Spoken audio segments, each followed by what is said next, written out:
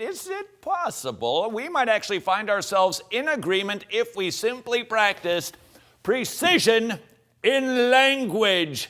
You see, there are terms that we tend to use that maybe aren't as clear as they should be, which might eliminate some squabbling. For instance, using the term age of accountability versus level of accountability. This is part of the debate about what happens to babies, aborted babies who die before they can respond to the gospel.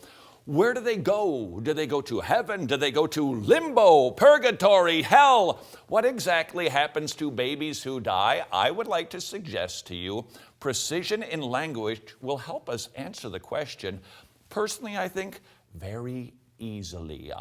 Before we define which term is more correct, age or level of accountability, we need to establish this, and so that nobody thinks I'm a liberal, watered-down squish, we need to remember those cute little kids, little cherub cheeks. They're sinners. Where did they get that? Because that's kid stuff. Yeah, but what's the heart of that kid thing? I'm not getting what I want, and the answer to that is violence. See, what he's saying here is really, it's a doctrinal matter. It's the doctrine of total depravity, that we're born broken. We're not born perfect. We're not born innocent, but rather we're born with a bent, and that bent is not towards righteousness, but rather towards rebellion against our Creator. From the second a kid comes out of the womb, it's me and mine, and do this, and I want it, and you better give it to me, and feed me now, take care of me now, do this for me now. I mean, you don't have a kid who's like, hey, as soon as you're done, I've got a question. Like, you just have, hey. You got to give the look, right? So this is what he's saying. There's a reason why children act this way. It's because from birth, they begin to speak lies. And it wasn't just their environment that taught them how to do that. Although I would definitely say environment shapes, but it's already present. It shapes what's already present. You tracking with? That's a good way to say it. It shapes what's already present. So that seems to indicate little sinful babies who die automatically go to hell. Not so fast. Which is it, an age of accountability or a level of accountability when God causes somebody to be brought into judgment for their willful, sinful rebellion against them? Let's take a look and see what the Bible says. You'll recall when David's son died, we don't have his infant name, but what did David do? Weeping, praying while he was alive, gets up and eats a sandwich when the child dies. And he said, I will go to where my child is. And it couldn't have been the grave. That would make no sense. He was talking, in my opinion, about heaven. And he stopped weeping. And yet when Absalom, the unbeliever, died, David wept and wept and wept. What was the difference? Absalom in hell, babies in heaven. Furthermore, God makes it clear that there are little ones who don't know their right hand from their left. In other words, they don't know that they're willfully sinning. So what you got are little kids, little babies, who are just wicked little sinners, but because they don't know what they're doing, it's not like, I hate you, I'm now going to go wreck the living room carpet, make my parents mad.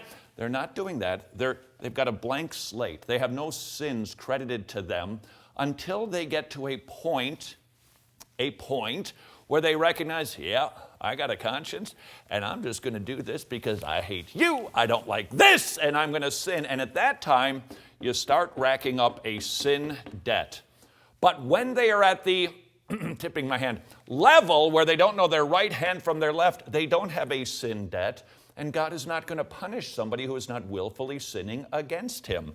Furthermore, he calls pagan children my children. All of Nineveh got saved. There had to be kiddos there. Jesus said the kingdom of heaven is made up of such as these. Who are these? Little kids. You say he wasn't speaking literally. I say the analogy doesn't work if there isn't some truth in the actual statement. In other words, if there aren't any kids in heaven, then he couldn't say the kingdom of heaven is made up of such as these. So I think kids who don't know their right hand from their left, because they haven't reached a certain, we'll just wait and hold our word for a moment, that God doesn't punish them for their sins and he takes them graciously because of Jesus to heaven. Furthermore, every tribe, every tongue, every nation is represented in heaven. As John saw a vision of heaven. Wait a second, not every tribe and every tongue has actually heard the gospel to respond to it. How could there be representatives there? Maybe they are children. Furthermore, when you consider God's character and nature, how much does He love us? He sent His Son to die for us. Do we really think that He's going to take an infant or a baby who has been ripped to shreds in his mother's womb from an abortion vacuum, that He's going to send that child to hell? Does that sound like God's character and nature to you? Therefore, rather than using the age of accountability, everybody's different, they mature at different levels, that we would be better off saying there's a level of accountability, which, by the way, provides protection for people who are mentally retarded, that God wouldn't cruelly send them to hell when they don't even have the ability to respond to the gospel. Could we agree that a better term regarding what happens to babies who die, we could joyfully announce they go to heaven because they haven't reached a level of accountability?